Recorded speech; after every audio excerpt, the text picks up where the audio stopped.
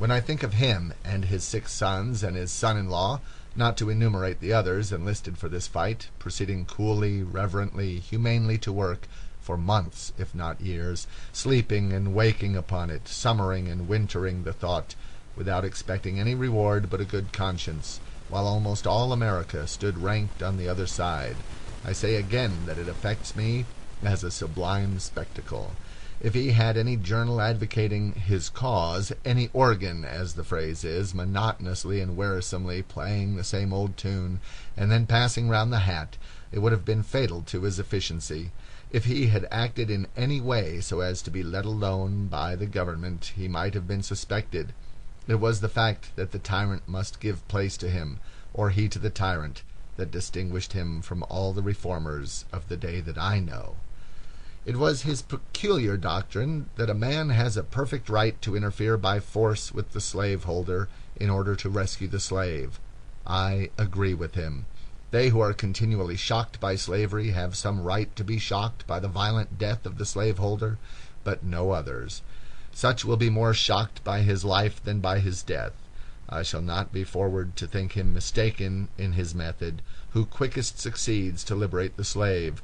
I speak for the slave when I say that I prefer the philanthropy of Captain Brown to that philanthropy which neither shoots me nor liberates me. At any rate, I do not think it is quite sane for one to spend his whole life in talking or writing about this matter, unless he is continuously inspired, and I have not done so. A man may have other affairs to attend to. I do not wish to kill, nor to be killed, but I can foresee circumstances in which both these things would be, by me, unavoidable. We preserve the so-called peace of our community by deeds of petty violence every day. Look at the policeman's billy in handcuffs.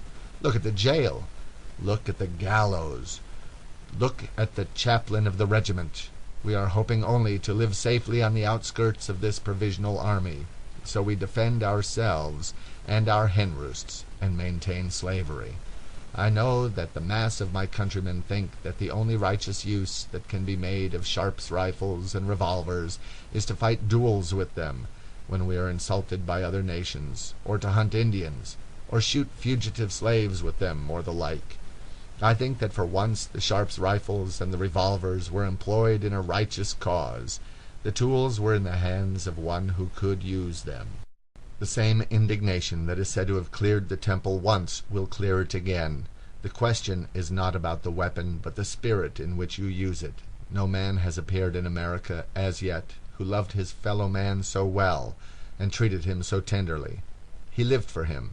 He took up his life, and he laid it down for him. What sort of violence is that which is encouraged, not by soldiers, but by peaceable citizens, or so much by laymen as by ministers of the gospel, not so much by the fighting sects as by the Quakers, and not so much by Quaker men as by Quaker women? This event advertises me that there is such a fact as death, the possibility of a man's dying. It seems as if no man had ever died in America before, for in order to die you must first have lived. I don't believe in the hearses and palls and funerals that they have had.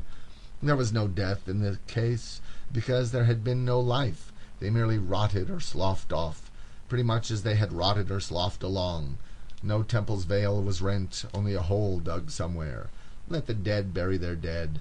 The best of them fairly ran down like a clock. Franklin, Washington, they were let off without dying. They were merely missing one day. I hear a good many pretend that they are going to die, or that they have died, for aught that I know. Nonsense! I'll defy them to do it. They haven't got life enough in them.